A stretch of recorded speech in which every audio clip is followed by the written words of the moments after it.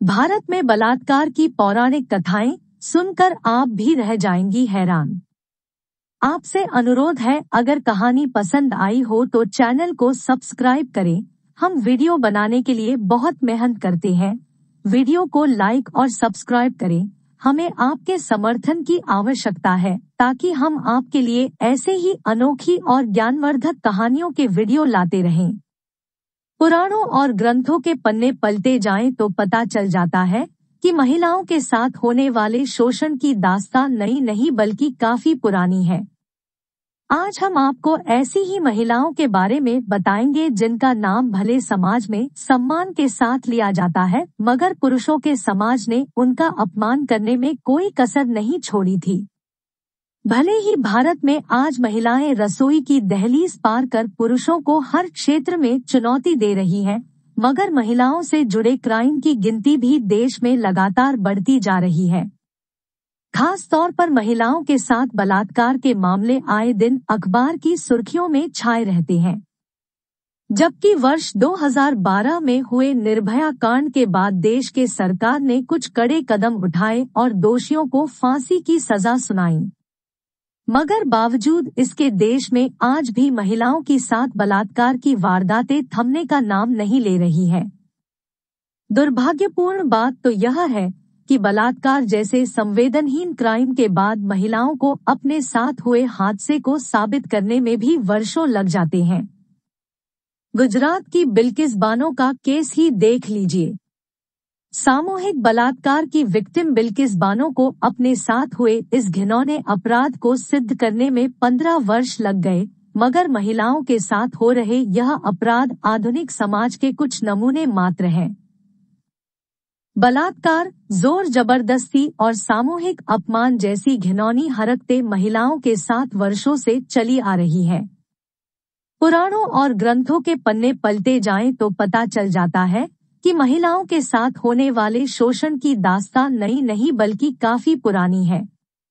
आज हम आपको ऐसी ही महिलाओं के बारे में बताएंगे जिनका नाम भले समाज में सम्मान के साथ लिया जाता है, मगर पुरुषों के समाज ने उनका अपमान करने में कोई कसर नहीं छोड़ी थी।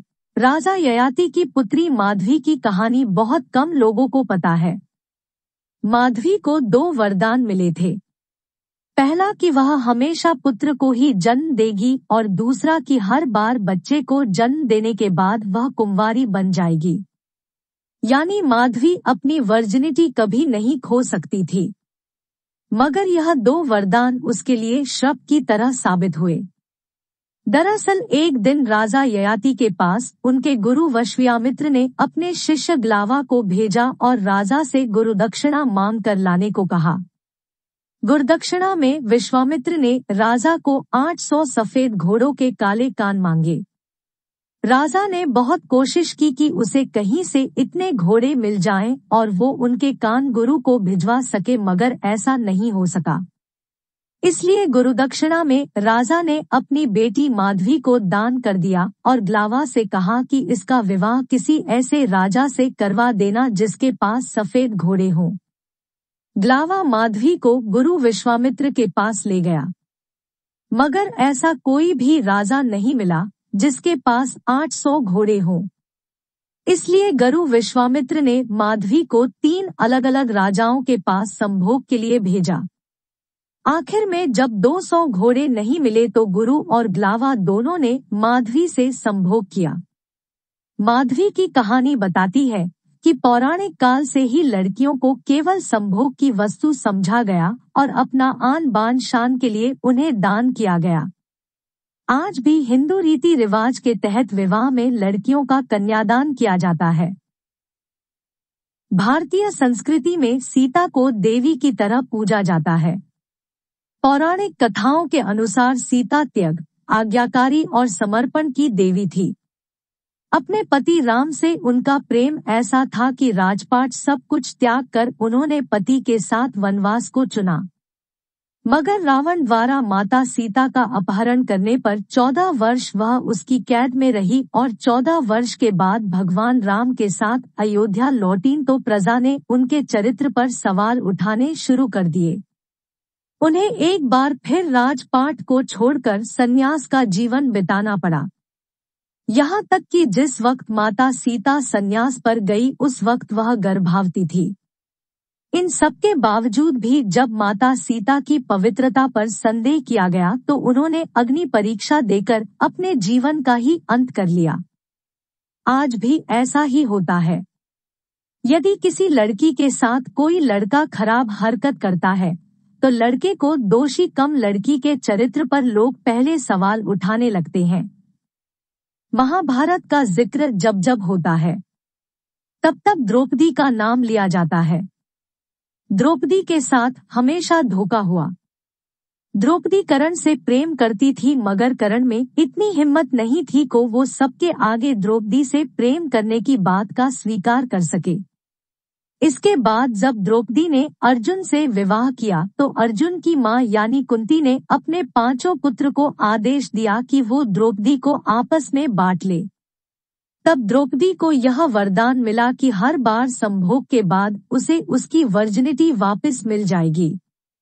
इस तरह द्रौपदी के 5 पति हुए। मगर बात जब रक्षा की आई तो 5 पति मिलकर भी द्रौपदी की रक्षा नहीं कर पाए। दरअसल पांडव जुए में द्रौपदी को कौरवों से हार गए थे।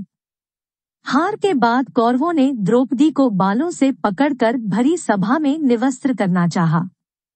इतिहास में यह दृश्य चीरहरण के नाम से प्रसिद्ध हुआ। आज के दौर में भले ही किसी महिला के 5 पति नहीं होते मगर आज भी देश के कुछ इलाकों में महिलाओं को संभोग के लिए पति खुद दूसरे मर्दों के आगे परोस देता है। ऋषि गौतम की पत्नी अहिल्या की कहानी सभी ने सुनी है। देवी अहिल्या वही है जो पत्थर की शिला बन गई थी और भगवान राम के पैरों के स्पर्श से उन्हें वापस से मानव स्वरूप मिला था। मगर इसके पीछे की कहानी बहुत कम लोग जानते हैं। दरअसल देवी अहिल्या बेहद सुंदर महिला थी।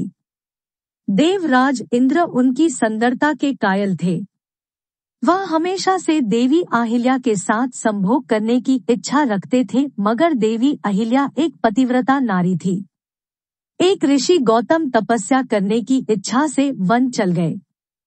उनके रवाना होते ही देवराज इंद्र उनका स्वरूप धारण कर देवी अहिल्या के पास पहुंच गए और उनसे कहा कि प्रेम के बंधन ने उन्हें तपस्या पर जाने से रोक दिया। देवराज इंद्र ने अपनी संभोग की इच्छा भी पूरी।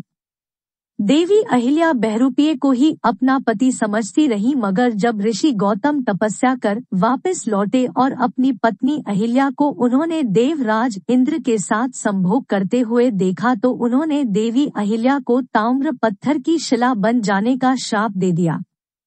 आधुनिक युग में भले ही किसी के पास दूसरे का स्वरूप धारण करने की शक्ति न हो मगर धोखा देने की नियत आज भी पुरुषों में कम नहीं हुई है।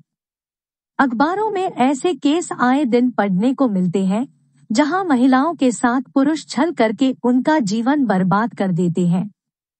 महिलाओं को होना होगा स्ट्रॉन्ग। आज के दौर में भले ही महिलाएं पढ़ लिख कर आगे बढ़ रही हों मगर पढ़ाई के साथ महिलाओं को अपनी सुरक्षा खुद करना भी सीखना होगा। महिलाओं को इतना स्ट्रॉन्ग होना पड़ेगा कि पुरुष प्रधान समाज को उनकी ताकत का एहसास हो जाए। सबसे पहले महिलाओं को जरूरत है कि वे उनकी सुरक्षा से जुड़े कानूनों को समझें और समय आने पर उनका इस्तेमाल भी करें। महिलाओं को अब डर कर रहने की जरूरत नहीं बल्कि उन्हें अलर्ट रहना है और खुद को मजबूत बनाए रखना है। आपसे अनुरोध है अगर कहानी पसंद आई हो तो चैनल को सब्सक्राइब करें। हम वीडियो बनाने के लिए बहुत मेहनत करते हैं। वीडियो को लाइक और सब्सक्राइब करें। हमें आपके समर्थन की आवश्यकता है ताकि हम आपके लिए ऐसे ही अनोखी और ज्ञानवर्धक कहानियों के वीडियो लाते रहें।